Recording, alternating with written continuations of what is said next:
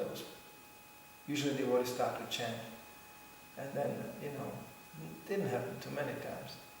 But when it went, once even the servant commented after the program, Prabhupada, it was so beautiful how you went into ecstasy and this.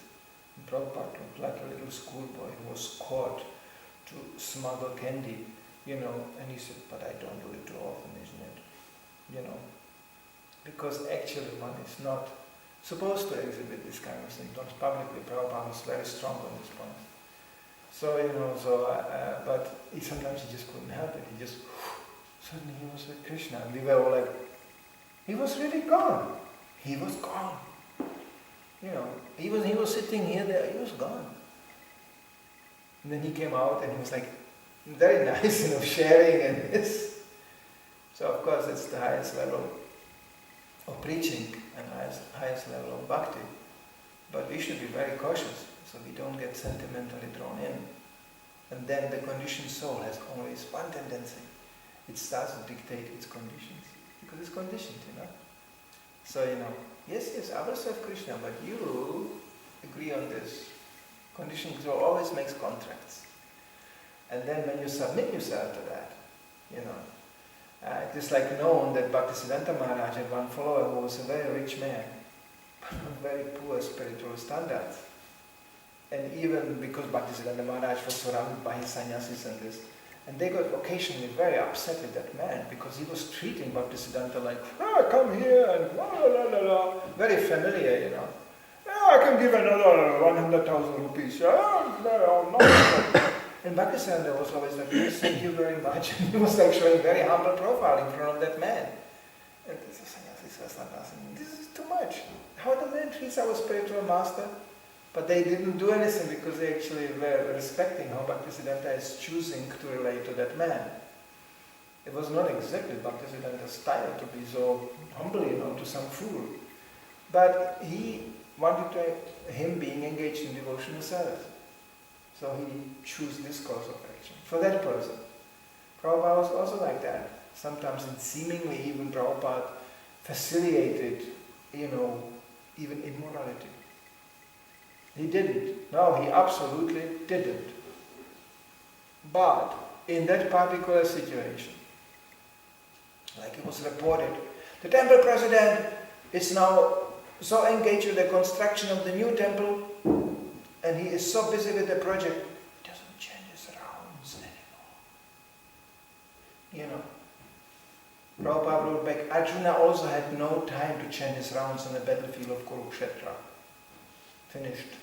So everybody was, okay. But that was in a particular situation. That's not the standard, obviously. Okay? But in that particular situation, Prabhupada chose to protect his man. So that thing gets done. But for sure, it was not an instruction from now on, you don't have to change your rounds and you just run around and do things, Not at all. And everybody knew that more or less. But Prabhupada knew, according to time, place and circumstances, that's what the priority will be. So that's of course a great, wonderful thing to have such an authority who can judge things according to time, place and circumstances. Because the ultimate, there's only one principle for a devotee, to follow the instruction of the spiritual master. That's all. No 16 rounds, no 4 regulatory principles. To follow the instruction. And because the instruction is to change 16 rounds and follow the principles, so that's the reason why we are doing that. It's become very fashionable today that people just pick up the instructions and they act like they created themselves the instruction. Yes, I'm advancing in Krishna consciousness. My spiritual master, I don't know where he is, but they pick it up like they don't know where it comes from. They don't know, it's all very personal. The instruction comes out in a very personal form. And the service is delivered in a very personal form. And that's how actually Krishna consciousness becomes institutionalized and depersonalized. Depersonalized. We just follow, me and Krishna, and unknowingly managing ourselves in the realms of straight out Kanishta Adhikaris. This is the privilege of Kanishta Adhikari. He gets knowledge, he gets training, and he forgets where it came from. And he is just, I'm advanced. So this is actually the difference. Madhyam, he always understands, oh, that comes from a spiritual master. Oh, this is the instruction coming from him. And he introduced people, like Kanishta has the tendency to introduce people to himself. That's Kanishta. I got the knowledge, I got the training. I'm even knowledgeable, austere. Come, swim to my feet. Come. Madhyam never thinks like this. He sees himself like a conductor on a train. He simply, please come in and sit down, and he's not a train maker. He's just facilitating people so that they take part. That's all, because the main conductor is the spiritual master and Krishna. So he's just facilitating people into the process. This was another amazing feature of Srila Prabhupada, that actually he was always like representing the process. He even said, you don't have to trust me, but you must trust the Vedas. He was always like the facilitator. So it was so easy to see Krishna through Prabhupada immediately, because he was just, introducing. But as soon we get implicated, we are not, that's a real neutral thing. Neutral means I simply introduce people to Krishna consciousness, I introduce them to that what I got from my spiritual master, and that's it. That's neutral. But anything else is implicated, we get involved, and herewith we have to also suffer the consequences of our actions. So to be real neutral, once again he pointed out, means to be entirely dependent on the instruction of spiritual master and Krishna. Then we can be neutral. Then devotee can be angry, he can be soft as a rose and heavy as a thunderbolt, but he's simultaneously not in it, because he's simply acting upon the instruction. Some questions or points? Sometimes you have mentioned this quote that it's better to be hated for what you are than praised for what you are not. So how can we see that? I don't tell you where it comes from. No, but but it's relevant. Especially in relation to that. The gentleman who said it committed suicide.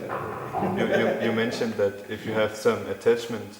Huh? If you have some attachment in your activity, then there will be a bad result. You will be hated. So that's not wanted. Or like if you have what you are. So what are you? The first step, that one is to be clear. Better to be hated for what you are, as to be praised for what you are not. That's a statement of a person who is striving for honesty. But all these things, what Kamis say, they're completely, completely useless, because they have only their relevance in connection with Krishna. So in connection with Krishna, yes, we can say, that's great, yes. Better to be hated for that, to be a devotee, as to be praised for being some false identified karmic. So neutral means that you are just, servant. As soon as you come in a position of servant, really, you become neutral. This is a pleasant thing. Well, I'm just serving him. But you just said I'm an idiot. Yeah, my spiritual master said people like you are idiot. Don't be judgmental. Yeah, my spiritual master is judgmental. Why not me? Huh? What a statement. Don't be judgmental. How insulting to Srila Prabhupada. All this American crap they brought into this movement. Don't listen to people who preach to you like this. Don't be judgmental. Be neutral. What? I can take each single person saying this apart instantly and tell him in his actions how he is not neutral. Vivekananda. This is Vivekananda story. Be neutral. You know that story? Vivekananda in a restaurant in Chicago, ordering a chicken. The waiter said, Indians don't eat chicken. Even the waiter knew that. Swamiji, you really want to have a chicken? What is there that I cannot eat? I'm neutral. Prabhupada said they should bring him a plate of hot stew. fresh from the toilet. Eat. What do you mean there?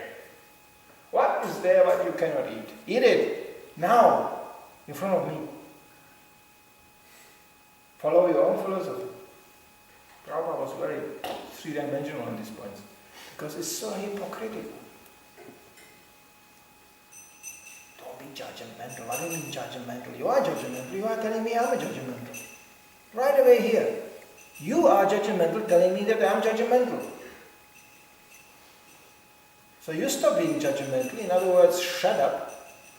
But I will also shut up. You know what? Because I don't even want to even see you. It's the same thing like saying, don't exist. Because as soon as you exist, well, you will be somewhat judgmental. The question is, on whose behalf? This Mayavada person is everywhere nowadays. I was trained to be judgmental by going on Sankirtan, preaching to people and listening to Prabhupada. You know how judgmental you become? Nobody can at the end hardly tell you anything. I noticed some devotees even tell me, because Prabhupada disciples are dying out. But one devotee told me, you guys, you're all the same. You always have something to say. It's very difficult to argue with somebody who just, got the point from Prabhupada. Yeah, but I think, don't think. Where's the quote? Hey. I believe, don't believe. Where's the quote? Hey, bring me something from Prabhupada. Anything. Then we can discuss. How did Prabhupada mean this? What did he really want us to do? There is so much room for discussion.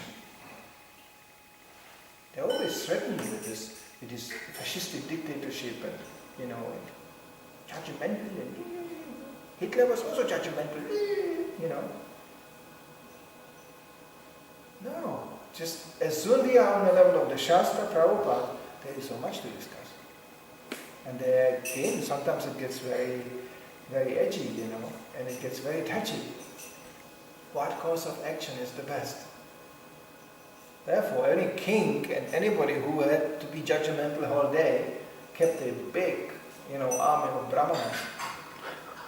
So because, before he was judgmental, before he made the judgment, he took counsel. Because if that judgment was wrong, he would get to go to hell. So he was very careful of this. My brahmanas, what do you think? And sometimes they were discussing, throwing the quotes on each other back and forth for hours before final judgment had to be made. But judgment had to be made. So,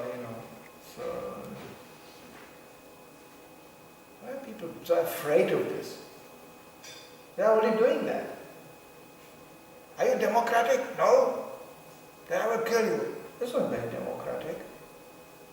If it's really democratic, let's have a vote. Who wants democratic and who doesn't want democratic? That vote never exists. You are not democratic. They will to shoot you. I'm American, It's USA. We are spreading democracy. By killing everybody. It's not very democratic. Democracy at the gunpoint. I'm thinking of this Kshatriya code, like you only kill an enemy when you see him, or even tell him, or challenge first. But we also hear about these mass destruction weapons. Was that the one? Which one?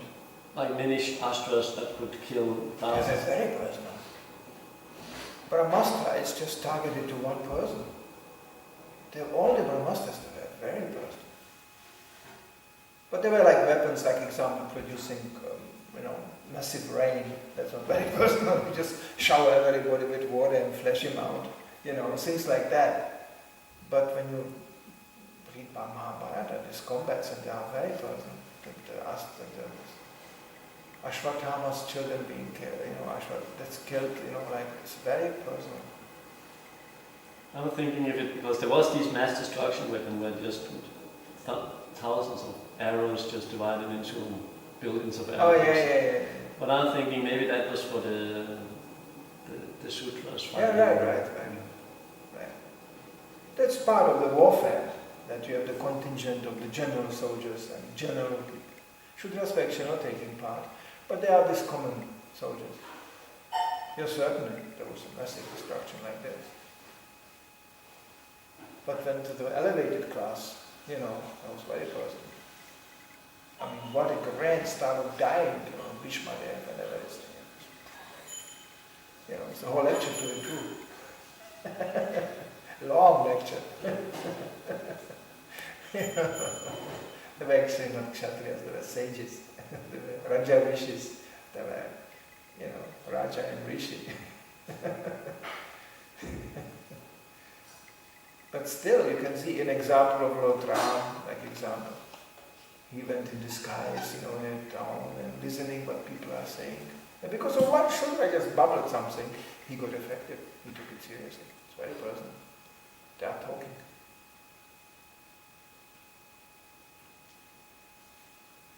And this is what the whole Vedic concept is. Just even clouds are personal. Samvartaka is a person. Everything is personal. Everything takes a personal form. Just imagine people walk on a street and they go, oh, the sun is shining, that's one eye of Krishna. Oh, now comes the moon, that's the other eye of Krishna. Oh, now it's raining, that's Krishna's semen. Of course, it fertilizes everything. Now the wind is blowing, that's Krishna's breath. I mean, everything is perfect. But we are here just rolling through our lives, just consuming things and bumping into each other and, just the senses rolling. It's like octopus, just going, and then it grabs something, oh, that's interesting. Oh, okay. I'm very neutral. I just float with the ocean here, and whatever comes along is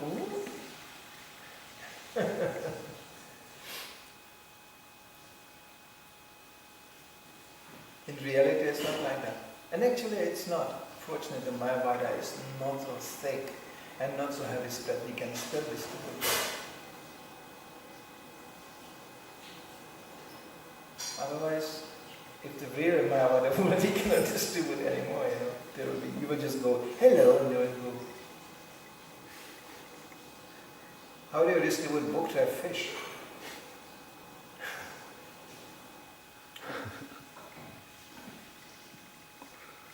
Especially in Scandinavia, I get excited when person on a sofa is in any form. I was recently parking in front of a shopping center. I have a car which is a scratch, which goes from the back door all the way inside. Some kid, not me, it was my father's car, but some kid took a really nice, some nail and this, and went from the back all the way to the front. And I parked the car and I came back and there was a man, really Svensson, he had a Volvo, he parked next to it. And then he got up, and then he saw me approaching. So he got out of his car, obviously going shopping also. Then he got stuck on my car. And he said, who did that? How can people do things like that? They scratched your car. It's corner. And I was just, I couldn't get it. I was slightly ecstatic.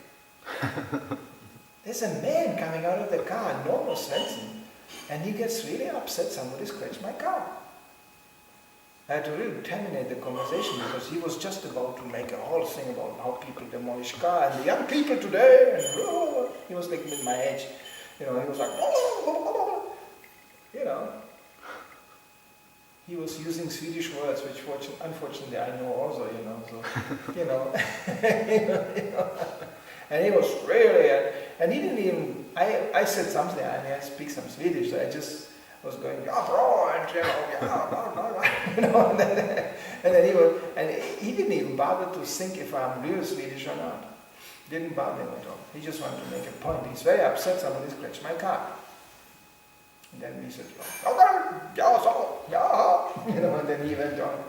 I was going, here. Some Vaishnavas could maybe learn a lesson from this man. Hare Krishna, Krishna Krishna. Prabhu, he's dead. Why is he dying here? I mean, he's disturbing my rounds. Hare Rama. Oh, I see Radha coming. Oh, Rasa Leela, you know. If I could be over in Rasa Leela if these idiots wouldn't sit here and chant so miserably.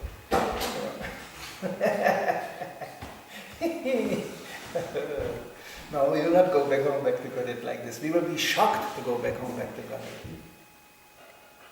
Just imagine you die, you open your eyes, and there's some gopi standing there and going, Krishna is coming, and oh, it's so personal, It's scary. You never find in Krishna book. And then one gopi went in the bushes and was sitting there depressed. Leave me alone.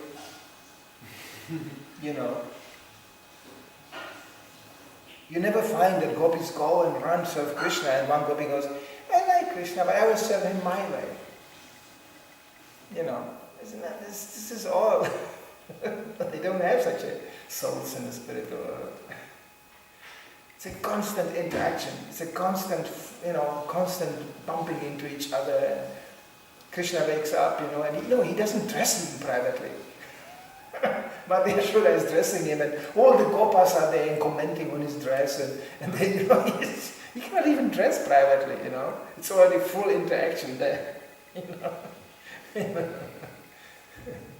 They come even and watch when he sleeps, and,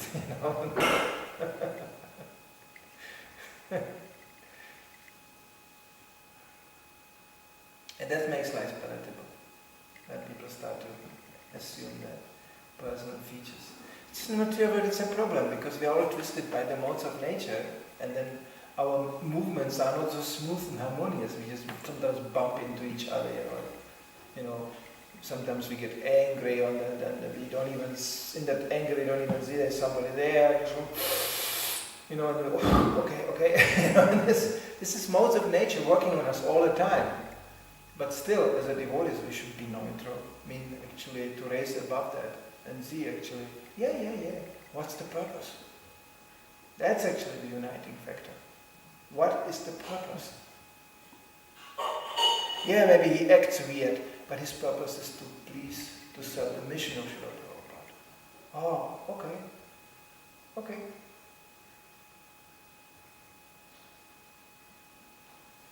One of the most prominent preachers in Europe, one of my God, has a simple policy. You can be crazy, but you have to serve. But he could say it because he was such a dominant personality. He could really manage even a totally crazy person. You have to be very strong for that. Because crazy means he will constantly try to, manage you. This is actually a symptom of a crazy man. Shamelessly, he will come in and try to manage you. And you have to turn it around and manage him. Oh, this quite takes lots of strength to do that, Resulting probably in a conflict situation.